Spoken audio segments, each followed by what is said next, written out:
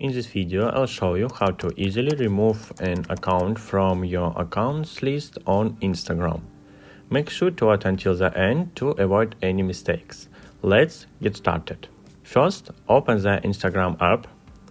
Then tap on your profile icon to navigate to your profile.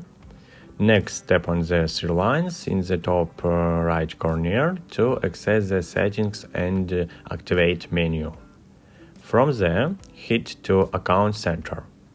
To start, you need to display the saved login data. Tap on Password and Security. Then select Saved Login. Choose your Instagram account and make sure to toggle the button off. Once that's done, go back to the Settings and Activate menu and return to the Account Center. Scroll down to the bottom and tap on Accounts. You'll find all the accounts currently linking to your Meta Account Center. Now, simply hit the Remove button next to the account you want to take off the list. And that's it. If you found this video helpful, please give it thumbs up.